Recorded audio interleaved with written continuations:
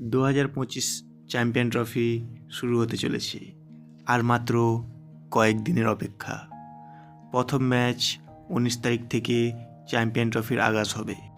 তবে আমাদের চোখ থাকবে 23 তারিখের ম্যাচে।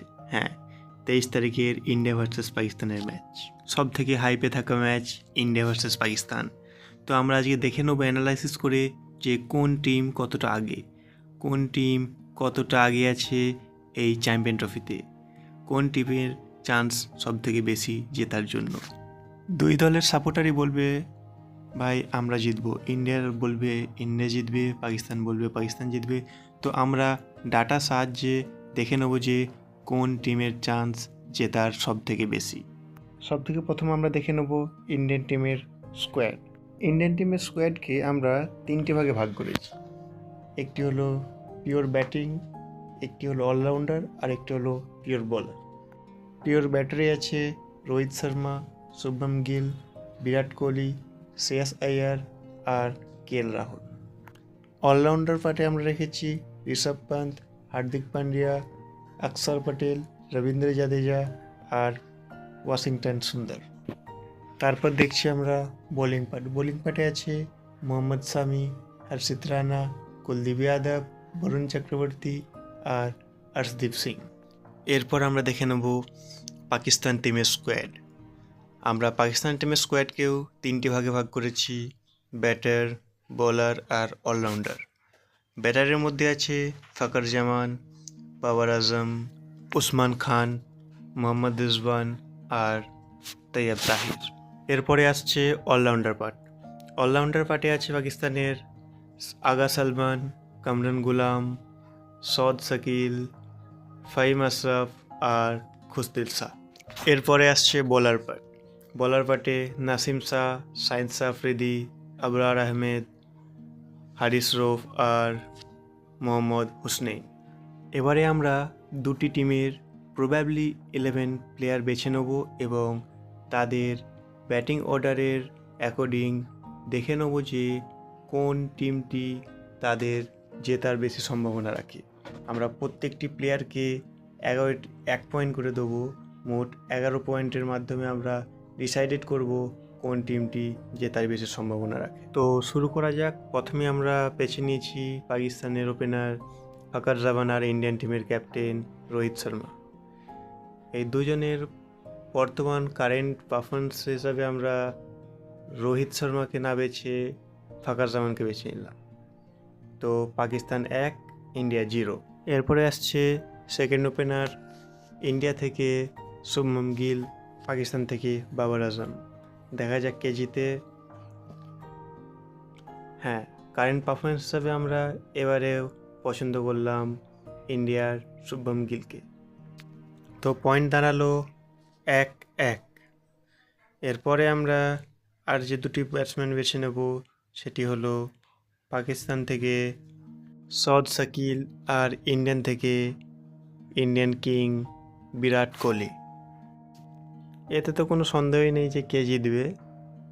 এতে কোনো পারফরমেন্সের ব্যাপার নেই, কোনো কিছু করার দরকার নেই। এতে চোখ বন্ধ করে একটাই নাম আসছে, সেটা হলো বিরাট কোহলি। তো ইন্ডিয়ার পয়েন্ট দাঁড়ালো 2, পাকিস্তান 1। এর পরের ব্যাটারে আমরা বেছে নিচ্ছি ইন্ডিয়া থেকে শ্রেয়াস আইয়ার আর পাকিস্তানের কামরান গুলাম। পারফরমেন্স, এক্সপিরিয়েন্স সব দিক থেকে দেখতে গেলে বেছে নিতে আমাদের কোনো সন্দেহ হচ্ছে না শ্রেয়াস আইয়ারকে। সেই সঙ্গে পয়েন্ট দাঁড়ালো ইন্ডিয়া 2, পাকিস্তান 1। তারপর আমরা বেছে নিচ্ছি ইন্ডিয়া থেকে ইন্ডিয়ার wicket keeper batsman KL Rahul আর পাকিস্তানের মোহাম্মদ রিজওয়ান। এতে একটি টাফ চয়েস হলেও কারেন্ট পারফরমেন্স হিসাবে আমরা যদি বেছে নিই রিজওয়ানকেই আমি সামনে রাখবো। তো পাকিস্তানের পয়েন্ট দাঁড়ালো 2 আর ইন্ডিয়াও 2। এরপর আমরা অলরাউন্ডার লিস্টে চলে আসছি। অলরাউন্ডার লিস্টে আমরা ইন্ডিয়ার প্রথমে রাখছি হার্দিক পান্ডিয়া আর পাকিস্তানের তৈয়ব তাহির। এখানে কোনো সন্দেহ নেই, চোখ বন্ধ করে আমরা বেছে নিচ্ছি হার্দিক পান্ডিয়াকে। সেই সঙ্গে পয়েন্ট দাঁড়াচ্ছে ইন্ডিয়া 3, পাকিস্তান 2। এরপর আমরা বেছে নিচ্ছি ইন্ডিয়া থেকে অক্ষর পটেল আর পাকিস্তানের সালমান আলী আগা। এখানেও দুজনের পারফরমেন্স দারুণ হলেও আমরা পাকিস্তানের সালমান আলী আগাকে আগে রাখছি, সেহেতু এখন পয়েন্ট দাঁড়াচ্ছে ইন্ডিয়া 3 পাকিস্তান 3। এরপর আমরা বেছে নিচ্ছি ইন্ডিয়া থেকে রবীন্দ্র জাদেজা আর পাকিস্তানের খুশদিল শাহ। এতেও কোনো অসুবিধা নেই বেছে নিতে, এক্সপিরিয়েন্স ট্যালেন্ট সব দিক থেকে দেখতে গেলে রবীন্দ্র জাদেজা আগে থাকছে। তো এবার পয়েন্ট দাঁড়াচ্ছে ইন্ডিয়া 4 পাকিস্তান 3। এবার আমরা দেখে নেব দুটি দলের টপ স্পিনারকে।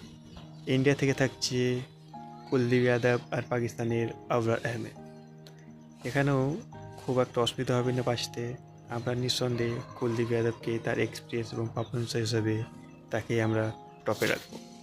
সেই সঙ্গে পয়েন্ট দাঁড়াচ্ছে ইন্ডিয়া 5 পাকিস্তান 3। ফাস্ট বোলারের মধ্যে আমরা বেছে নিচ্ছি ইন্ডিয়া থেকে হর্ষিত রানা আর পাকিস্তানের সাইন্স আফ্রিদি। এখানে আমরা নিঃসন্দেহে পারফরমেন্স হিসাবে সাইন্স আফ্রিদিকে টপে রাখছি। সেই সঙ্গে পয়েন্ট দাঁড়াচ্ছে ইন্ডিয়ার 5 পাকিস্তান 4। এর পরের ফাস্ট বোলার দুটি হলো ইন্ডিয়ার মোহাম্মদ শামি আর পাকিস্তানের হারিস রফ।